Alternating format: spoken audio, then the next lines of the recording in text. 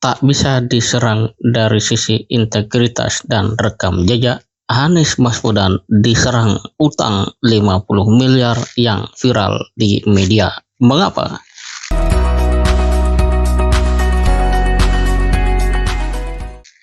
Assalamualaikum warahmatullahi wabarakatuh, sahabat sekalian yang dirahmati Allah. Anies diserang utang 50 miliar. Ini kaitan dengan isu yang terus bergulir dan menimpa Anies Baswedan. Dia dinilai sebagai sosok yang tidak dapat memenuhi kewajibannya, dan tentu saja maksudnya adalah dia ingkar janji, dia tidak bisa menjalankan kewajibannya, dan tentu saja bahwa Anies itu tidak juga bersih-bersih amat dalam hal politik. Anies tahu butuh uang dan karena itu dibongkarlah utang ini, gitu ya. Dan sepertinya memang ini menjadi satu konsumsi publik yang hari ini menjadi bahasan banyak orang. Nah, pertanyaannya adalah utang itu 2017. Lalu mengapa soal ini diungkap pada tahun 2023 saat Anies Baswedan akan maju sebagai calon presiden?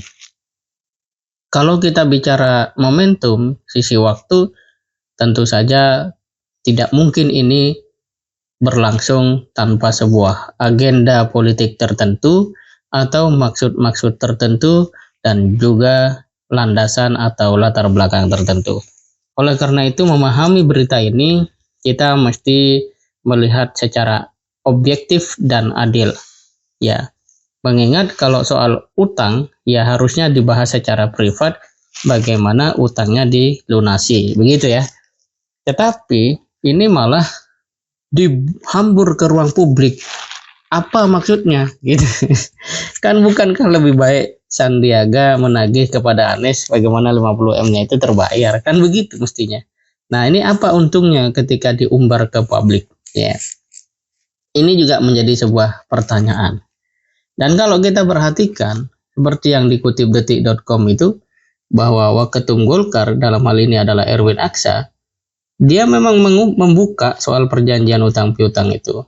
Tapi di ujung berita dia mengatakan bahwa ya waktu saya lihat segitu 50 miliar rupiah. Saya nggak tahu sekarang, nggak tahu kalau itu perjanjian masih berlangsung atau tidak, ujarnya.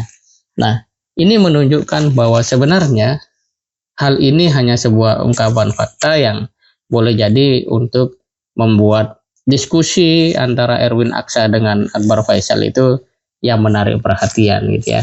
Tetapi karena ini adalah hal yang sangat sensitif dan berhubungan dengan nama Anies Baswedan, tentu saja menjadi satu fakta yang menarik bagi media untuk kemudian mengulasnya. Jadi informasi ini kalaupun benar itu adalah hal yang seharusnya diselesaikan secara semestinya. Dan kalau kemudian melebar ke sana kemari ya karena memang itu ada nama Anies Baswedan. Terlebih juga Sudirman Said sudah menjawab bahwa apa yang dimaksud dengan ya katakanlah janji dengan Prabowo ya dan seterusnya bahwa tidak akan mengkhianati Prabowo itu juga sudah dijawab. Dan kaitan utang piutang itu ya clear, ada penjelasannya itu dari Sudirman Said bahwa utang itu dianggap lunas kalau pilkada dimenangkan oleh Anies Sandi dan seterusnya. Nah, pertanyaannya adalah mengapa hal-hal negatif itu harus selalu melekat pada Anies Baswedan? Ini penting loh untuk kita ketahui. Kenapa harus Anies Baswedan terus yang mesti diberi predikat negatif? Pasangan yang lain enggak tuh. Ya ada calon yang lain, calon presiden yang lain yang kerjanya tidak begitu jelas dipandang masyarakat, rekam jejaknya juga tidak terang, tapi surveinya tinggi terus. Ya. Anies Baswedan ini realitasnya banyak dikerubutin manusia, menjadi lautan manusia, tapi beritanya selalu negatif. Ini ada apa? Nah, ini penting ya, khususnya kepada anak-anak muda yang mungkin masih apolitik atau tidak memandang politik sebagai isu yang penting untuk dipahami. Padahal ini nanti akan menentukan ya wajah Indonesia untuk 2024 dan seterusnya. Nah, Kalau misalnya Pak Prabowo khawatir traumanya Pak Prabowo ketika 2012 mengusung Joko Widodo, kemudian pada 2014 Joko Widodo maju sebagai capres, orang yang pernah dibesarkan oleh Prabowo, dan ironinya justru Jokowi mengalahkan Prabowo. Nah, apakah itu yang menjadi sebuah kekhawatiran dari Prabowo ketika hari ini Anies Baswedan yang juga diusung oleh Prabowo maju sebagai capres dan pada akhirnya nanti juga dapat mengalahkan Prabowo. Tapi hitung-hitungan seperti itu sebenarnya ya harus dicerna secara ilmiah, tidak bisa emosional gitu ya. Dan tentu saja penting bagi setiap politisi, betapapun dia memiliki kekuatan, memikirkan aspek-aspek jangka panjang bagi perjalanan politik bangsa. Ya sudah saatnya lah politik di Indonesia ini berubah dari isu-isu yang receh menjadi isu yang lebih substansi ya. Masa politisi ada yang mengatakan ya seperti emak-emak senengnya gosip itu. Artinya membahas sesuatu yang tidak membawa kemajuan.